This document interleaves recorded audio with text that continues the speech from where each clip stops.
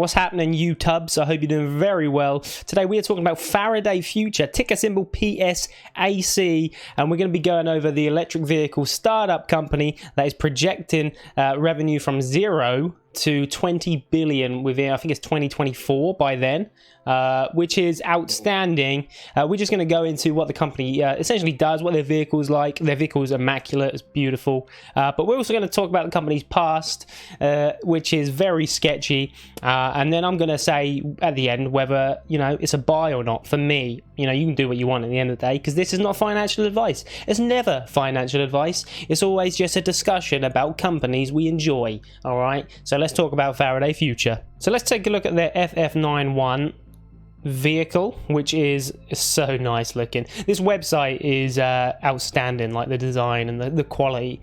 The FF91 is their first production vehicle and flagship model. They actually were trying to release a vehicle back in 2014-15 time, and they actually got a load of money, but we'll talk about that. They never got released, which is not a very good sign, but we'll talk about that in a minute. Their angle is like high tech, so if you look into the design of the actual vehicle itself, they're going for that luxury brand, similar to Lucid Motors. They're going to be selling their vehicles, I think it's 100k plus. I think it even said 150 on the article.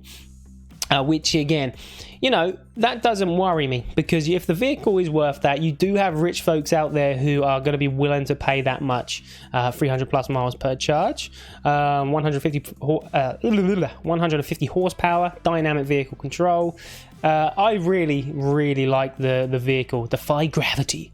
That's pretty cool seats. Your future. Help us shape the imminent future of electric mobility. Become one of the very first to reserve the autonomous. Well, I don't really have 150, mate, so, you know, no.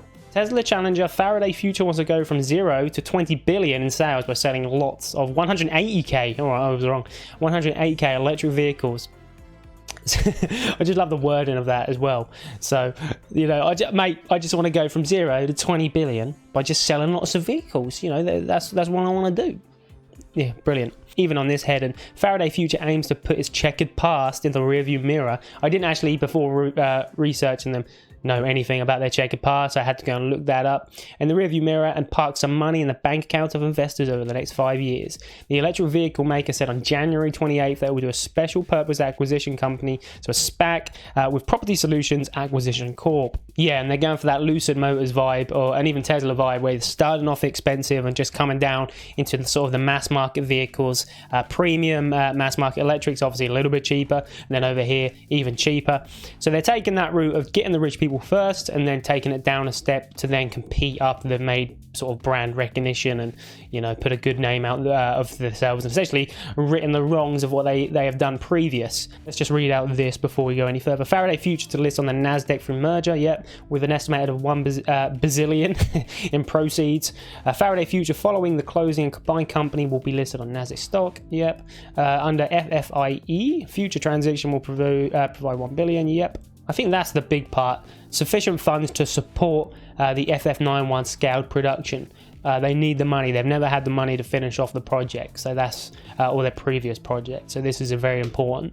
I'm not going to read all of this, so you can always look in the top corner, it's theverge.com, if you want to go and read this yourself. But Faraday Future, once the most hyped electric vehicle startup following in Tesla's wake, is now known for its money troubles, if it's known for anything at all. Flashy hires from SpaceX, Tesla, Apple and Ford have mostly moved on. The $2 billion is spent to develop the luxury SUV hasn't paid off, so they didn't even release it. The vehicle is still not even in production. This is all thanks to the company's founder, a man who ran from China in 2017, escaped billions of debt to only then declare bankruptcy in the US this month. So I don't know when this was released. 2019. Okay, so it was about a year ago.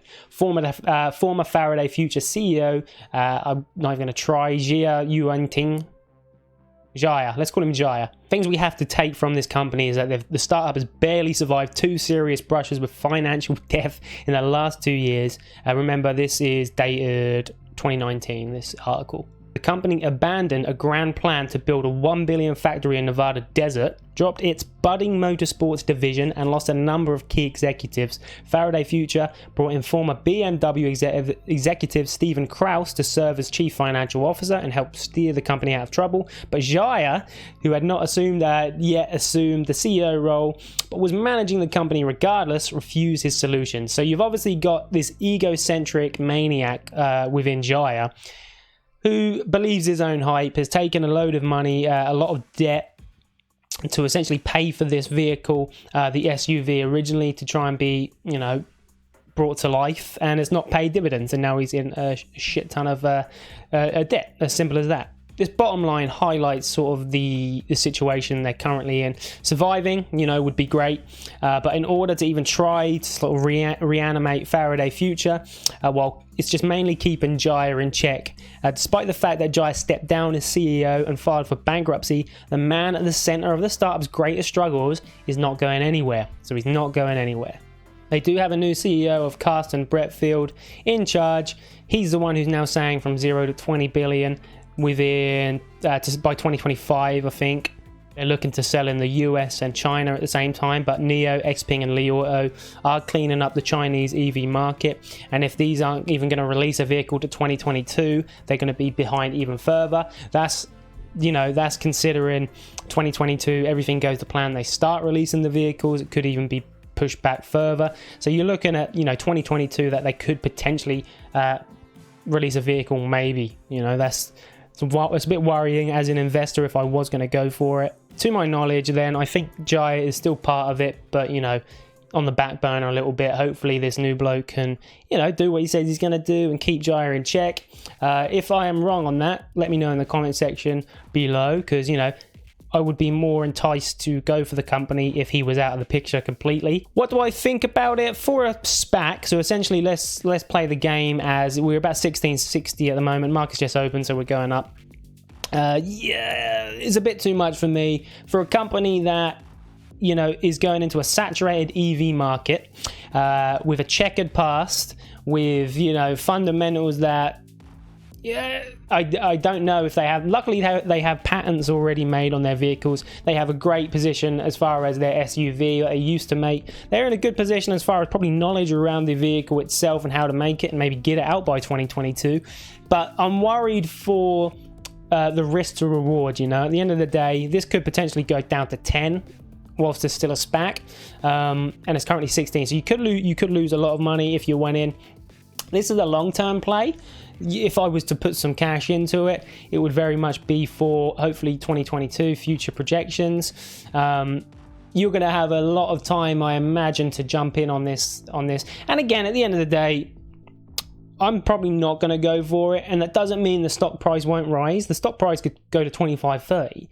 It depends on, the EV market itself is very excitable. We jump into a lot of things that, we don't completely think through at the time, but pretty much every EV company does well at some point and their stock price rise. Doesn't mean the company's going to be good long term, not necessarily. Is this company going to be good long term?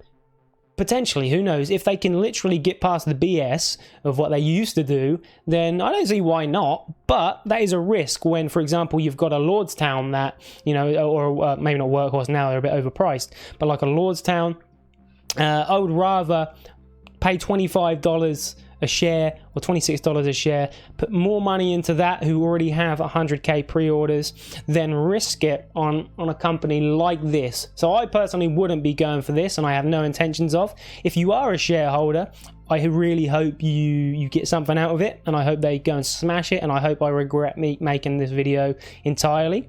Yeah, good luck if you're in it, but I'm going to stand away from this one, and maybe I'll in the future invest if I think they're looking, like they're actually sticking to their word and managing what they say they're going to do. But I kind of don't really buy it, in my opinion. This video was suggested by Lucas, one of the guys who subscribes. Great guy. Chat in the comment section below. He has a lot of opinions that I do as well, as far as sort of your Lordstown Workhorse side of electric vehicle side of things.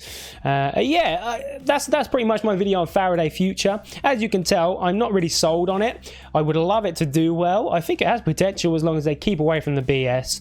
I won't be investing any money. If you invest your money, you do what you want to do. Good luck. I hope you smash it pretty much. But yeah, that is the video. I'm going to be coming out with another video anytime. I don't know. Let me know in the comment section below if you have shares in this company, if you're going to be buying more, because I suppose it's a fairly low price considering the EV competitors. Let me know what you're going to be doing, if you're going to be buying any more, if you're sticking away. I want to know. I'll always message back in the comment section below. Anyway, I'll leave you to it. All right, take care.